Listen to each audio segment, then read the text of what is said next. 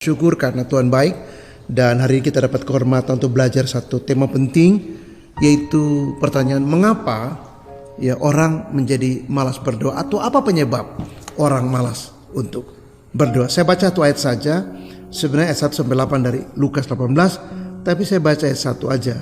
Lukas 18 ayat 1, firman Tuhan. Yesus mengatakan suatu perumpamaan kepada mereka, ini para murid, untuk menegaskan bahwa mereka harus selalu berdoa dengan tidak jemu. Ya. Jadi nasihat Yesus kepada murid-muridnya supaya mereka harus selalu berdoa dan tidak jemu-jemu, dan dijelaskan di sana ada seorang janda yang hidup di satu kota, dan ada seorang hakim juga yang dikatakan tidak takut akan Allah dan tidak menghormati seorang pun. Tapi janda itu datang dan mengatakan, belalah aku terhadap lawanku. Pada awalnya ya teks ini mengatakan bahwa hakim itu menolak karena dia tidak memperdulikan janda miskin itu, karena mungkin janda itu tidak merupakan orang penting, mungkin juga tidak bayar sehingga dia tidak perlu. Tapi karena janda ini terus datang, akhirnya dia merasa dia harus membela, atau dia akan diganggu terus dan bisa stres karena itu. Dan dikatakan bahwa Allah juga tidak akan mengulur waktu untuk membenarkan orang-orang yang berseru kepadanya siang dan malam. Mengapa orang menjadi jenuh atau malas untuk berdoa? Maka yang pertama ialah mungkin ada masalah personal dengan Allah. Ketika seseorang punya masalah dan tidak beres, atau digantung-gantung dan tidak pernah beres atau dibereskan, maka ini menjadi satu fakta atau penyebab penting mengapa orang malas berdoa. Artinya orang yang punya hubungan dengan Allah yang bermasalah, atau hubungan secara personal dengan Allah bermasalah, ini merambah ke semua aspek hidupnya. Nah, bahkan orang bisa stres, orang bisa depresi, orang bisa tertekan jiwanya.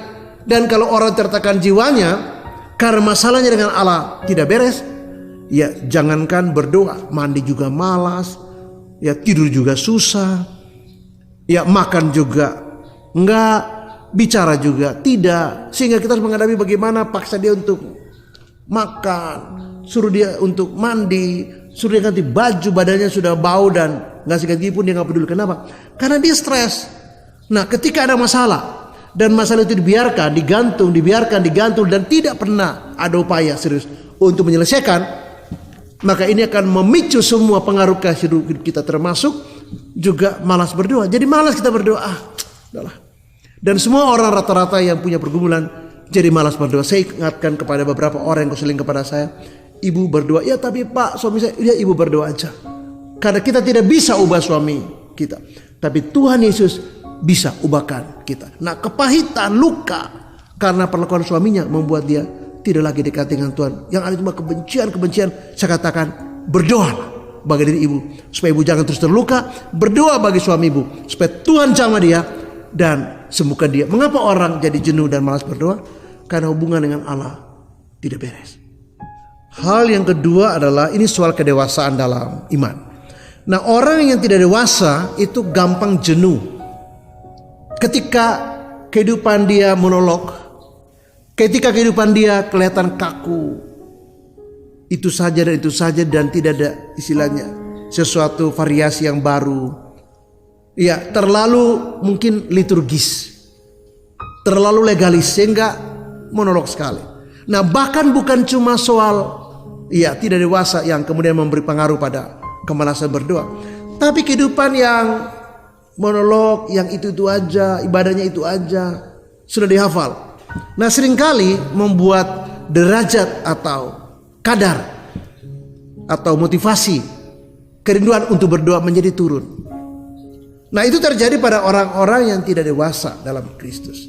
Hal-hal kecil mereka persoalkan, hal-hal yang simpel mereka jadikan masalah besar, hal-hal yang tidak seharusnya jadi dipersoalkan. Dan kalau kita lihat sangat teknikal sekali. Nah, mengapa orang menjadi jenuh untuk berdoa? Maka karena tidak dewasa. Nah, orang tidak dewasa gampang terseret pada roh jenuh. Mungkin menjadi malas. Nah, rumah tangga juga seringkali begitu. Bukan cuma hal doa. Kalau kehidupan cuma begitu aja, pulang kerja tidur, besok kerja lagi tidur, minggu ke gereja, pulang capek istirahat, dan kalau begitu terus nggak ada variasi, nggak menarik. Ya, kita harus belajar untuk dewasa untuk membagi waktu dengan baik, termasuk doa. Ketika kita ada waktu untuk ngobrol, ya seminggu sekali barangkali kita keluar pergi. Pulang gereja nggak usah pulang ke rumah dulu. Ya, kita main dulu. Hari libur jangan bikin kegiatan.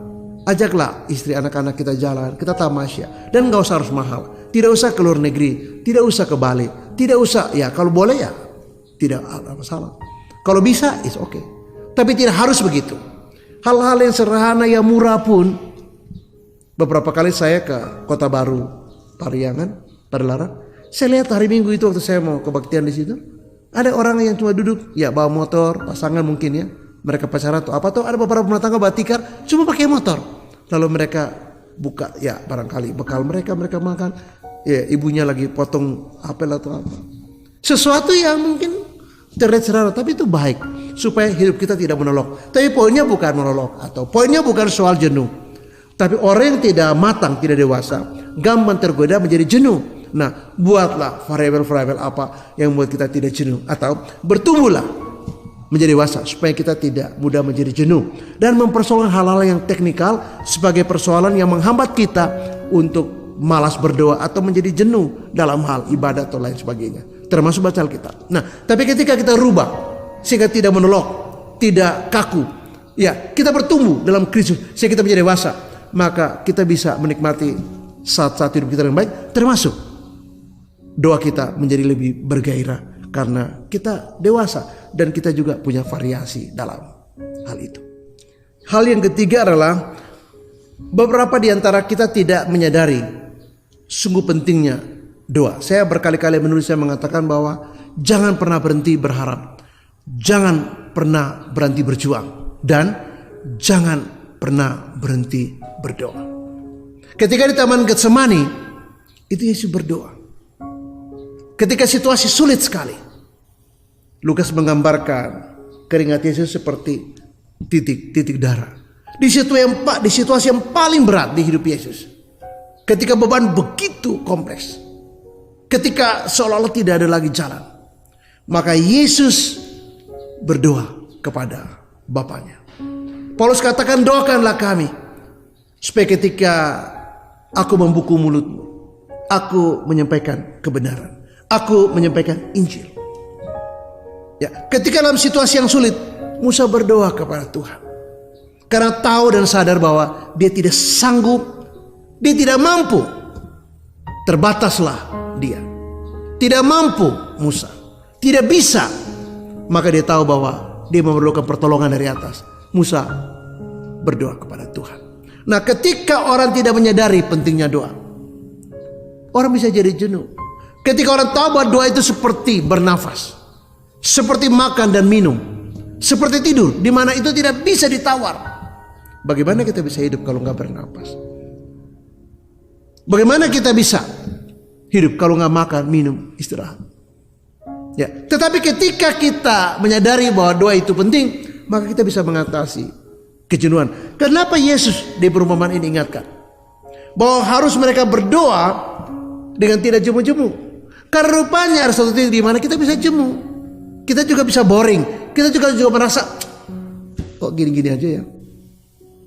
Sementara kita tahu bahwa Yesus memberi contoh bagaimana dia menghadapi situasi yang paling krusial dalam hidupnya, sesuatu yang sangat berat, yang dalam estimasi nalarnya kebanyakan kita tidak sanggup. Aduh, bagaimana Tuhan?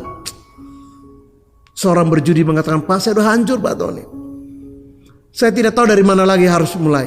Saya bilang, kamu mulai dengan doa kepada Tuhan. Minta ampun untuk semua kesalahan kamu. Kamu telah menempuh jalan yang salah. Kamu berjudi, kamu gambling, dan itu membahayakan hidup kamu dan keluarga kamu. Uang habis, rumah kamu jual. Bahkan kendaraan dan tabungan kamu pakai habis. Sekarang kamu terpuruk. Mulai dari mana? Kamu datang pada Tuhan dalam doa.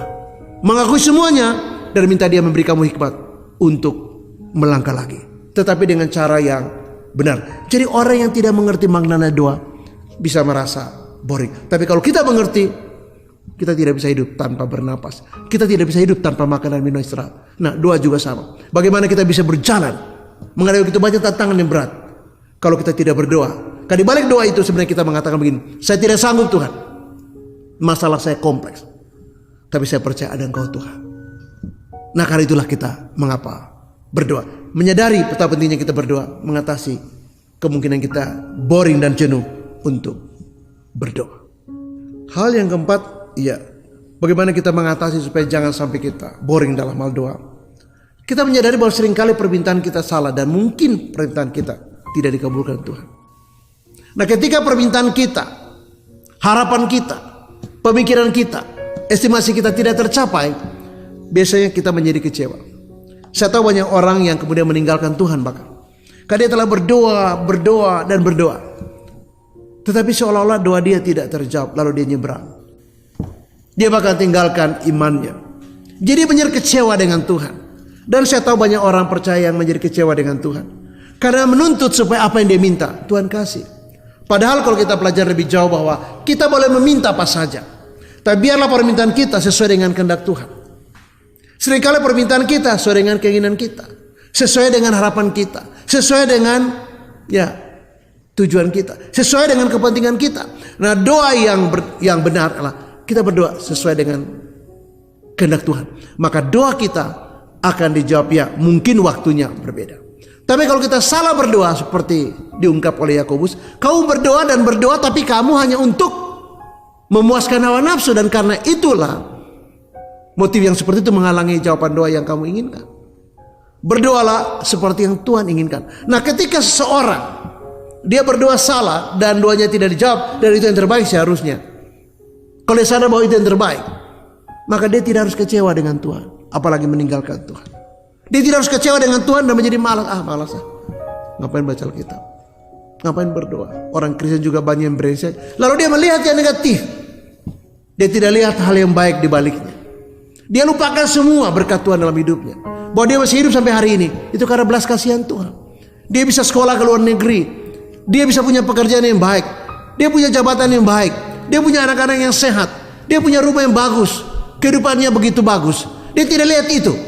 Karena ada satu dua pergumulan dia, satu dua pemikiran dia atau harapan dia yang tidak tercapai. Karena itu salah berdoa.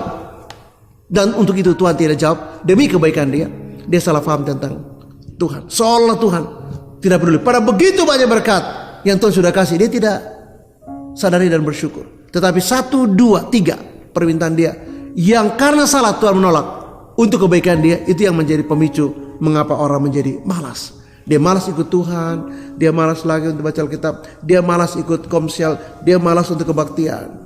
Mungkin cuma Natal, itu pun karena sudah dikasih jadwal oleh gereja. Kalau tidak ditolak. Kenapa? Karena salah paham.